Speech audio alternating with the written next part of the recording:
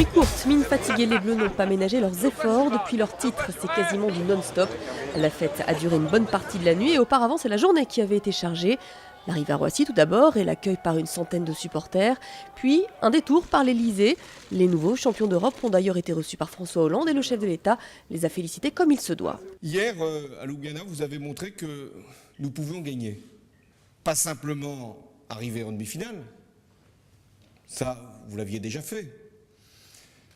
Pas simplement arriver en finale. Ça aussi, vous l'aviez déjà réalisé. Non, mais gagner. C'est-à-dire devenir champion. Ça faisait 75 ans qu'une équipe de France masculine n'avait pas remporté un grand titre international. Et la question qui brûle les lèvres de tout le monde désormais, que va faire Tony Parker ? Véritable chef de file de cette équipe de France, le meneur ne compte pas raccrocher tout de suite. Je continuerai jusqu'au JO, c'est l'objectif ultime d'essayer d'avoir une médaille aux Jeux Olympiques.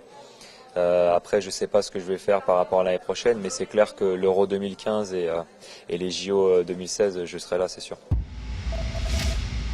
Retour déjà de la Ligue 1. Ce soir, on attaque la 7e journée. Marseille, 4e, reçoit le 3e Saint-Etienne. L'OM en quête de victoire, car si la saison avait débuté en fanfare, le club semble calé depuis un mois. L'équipe phocéenne doit agir. Oui, mais comment ? Mentalement, l'équipe, elle lâche pas, qu'elle s'accroche, qu'elle continue. Même là, ça sera compliqué. C'est encore 72 heures après Bastia. Je sais que ça va être compliqué en termes énergétiques et que le mental devra nous aider. Après, il y a le réalisme pour prendre des points.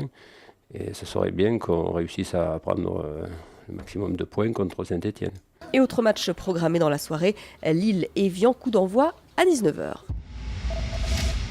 Une nouvelle défaite hier soir pour Lens, c'était en ouverture de la 8e journée de Ligue 2. Les 100 et or ont lourdement chuté à Tours 3-1. Deuxième défaite en 3 matchs pour les joueurs d'Antoine Comboiré. Les Tourangeaux, eux, sont provisoirement 2e du classement derrière Angers. Enfin, le suspense est à nouveau ménagé dans la Coupe de l'América. Seule une régate s'est déroulée hier, faute de vent.